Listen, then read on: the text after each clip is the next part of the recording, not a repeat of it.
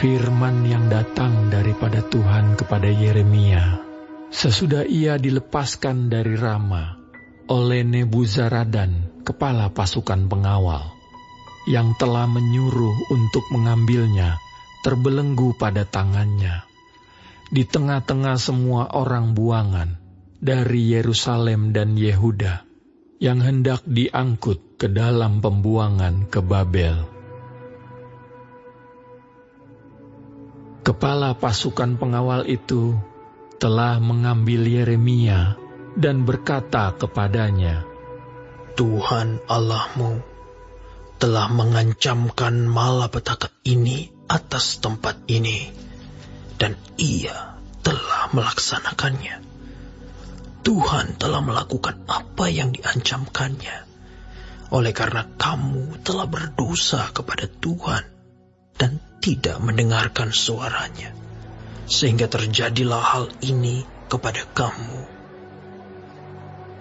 Maka sekarang, lihatlah, aku melepaskan engkau hari ini dari belenggu yang ada pada tanganmu itu.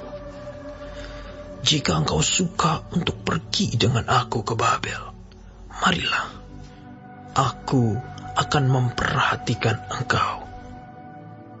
Tetapi, jika engkau tidak suka untuk ikut pergi dengan aku ke Babel, janganlah pergi. Lihat, seluruh negeri ini terbuka untuk engkau. Engkau boleh pergi kemana saja engkau pandang baik dan benar.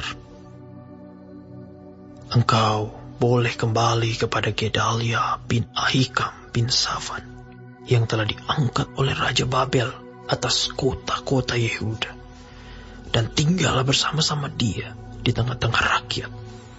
Atau kemana saja engkau pandang benar, pergilah ke situ.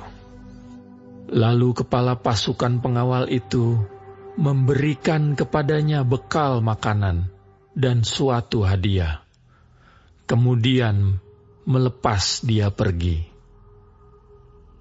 Jadi pergilah Yeremia kepada Gedalia bin Ahikam di Mispa, dan diam bersama-sama dengan dia di tengah-tengah rakyat yang masih tinggal di negeri itu.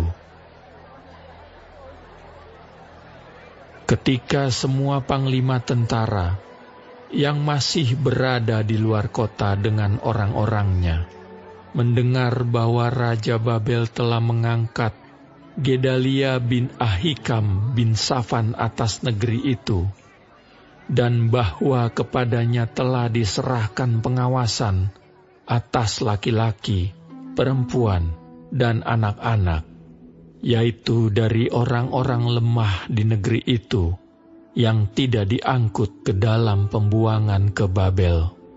Maka pergilah mereka kepada Gedalia di Mispa.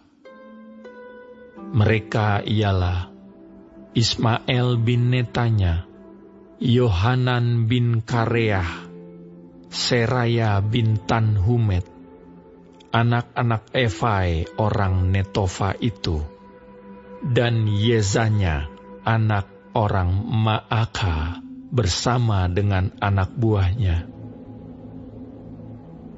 Lalu bersumpahlah Gedalia bin Ahikam bin Safan kepada mereka dengan anak buah mereka.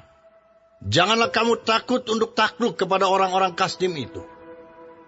Tinggallah di negeri ini dan takluklah kepada Raja Babel, maka keadaanmu akan menjadi baik. Dan aku sendiri, aku menetap di Mispa untuk bertindak sebagai wakil di depan orang-orang Kasdim yang akan datang kepada kita. Tetapi kamu ini, kumpulkanlah saja hasil anggur, buah-buahan dan minyak. Kemudian simpanlah sebagai persediaan, dan tinggallah di kota-kota di mana kamu hendak menetap. Juga ketika semua orang Yehuda yang ada di Moab, di antara Bani Amon, di Edom, dan di negeri-negeri lain, mendengar bahwa Raja Babel telah membiarkan tinggal sisa rakyat di Yehuda dan mengangkat Gedalia bin Ahikam bin Safan atas mereka, Maka kembalilah semua orang Yehuda dari segala tempat kemana mereka telah berserak-serak dan masuk ke tanah Yehuda kepada Gedalia di Mispa. Mereka mengumpulkan hasil anggur dan buah-buahan amat sangat banyaknya.